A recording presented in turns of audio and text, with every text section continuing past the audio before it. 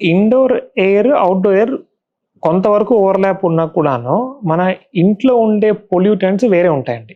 మన దేశంలో ఇండోర్ ఎయిర్‌కి, ఆస్తమాకి చాలా స్ట్రాంగ్ రిలేషన్ అని అంటాం. సో, ఇంట్లో ఎటువంటి జాగ్రత్తలు మనం తీసుకోవాలి అంటే, ఒకటి మనం కూర్చునే సోఫాలు గానీ, బెడ్ షీట్స్ కానీ, ఫ్లోర్ మ్యాట్స్ కానీ, ఇవన్నీ క్లాత్ ఎన్ని ఎక్కువ ఉంటాయి, వాటిపైన కంటికి కనిపించిన డస్ట్ కంపల్సరీ ఉంటదండి. ఓకేనా? సో, వీలైనంత వరకు మెయిన్‌గా అలెర్జీ ఉన్న వాళ్ళు ఏంటంటే, క్లాత్ బేస్డ్ సోఫాస్ కానీ, ఈ ఫ్లోర్ మ్యాట్స్ కానీ ఎక్కువ వాడొద్దని మనం చెప్తూ ఉంటాం.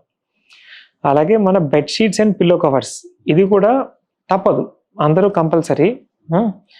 కాకపోతే ఈ బెడ్ షీట్స్ అండ్ పిల్లో కవర్స్‌ని కూడా మనము ఫ్రీక్వెంట్‌గా మనం చేంజ్ చేయడం గానీ, డ్రై క్లీన్ చేయడం గానీ మనం చేస్తూ ఉండాలి.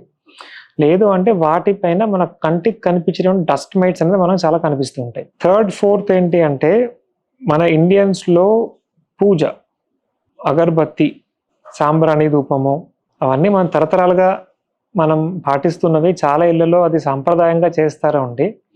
కానీ అవి కూడా కొంతమందిలో ప్రాబ్లమ్‌కి కారణం అవ్వచ్చు. పెట్స్, ఇప్పుడు కాలంలో హ్యూమన్ ఇంటరాక్షన్ కంటే హ్యూమన్ పెట్ ఇంటరాక్షన్ పెరిగిపోతున్నది. అంటే మనిషి సంభాషణ కంటే మనిషికి ఈ పెట్స్‌కి మధ్య ఇంటరాక్షన్ పెరుగుతున్నది. కానీ ఇంట్లో పెట్స్‌లో డాగ్స్, క్యాట్స్, బర్డ్స్, ఈ మూడిటి వల్ల కూడా మనకు అందరిలో కాకపోయినా కొంతమందిలో ప్రాబ్లమ్స్ రావచ్చు. అలెర్జీ ప్రాబ్లమ్స్ అన్నా కూడా ఉండొచ్చు. అలాగే indoor plants very good.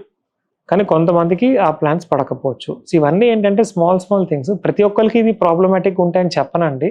But కొంతమందిలో మెయిన్‌గా లంగ్ ప్రాబ్లమ్, అలెర్జీస్ ఉన్న వాళ్ళలో వీటి కూడా మనం గమనించాలి. 62 లక్షల మంది ప్రజల్లో మెడ్ప్లస్ బ్రాండ్ మెడిసిన్స్ కి మారడం వలన 915 కోట్ల రూపాయలు సేవ్ చేసుకున్నారు. అదే మెడిసిన్స్, అదే క్వాలిటీతో 50 to 80% డిస్కౌంట్లు.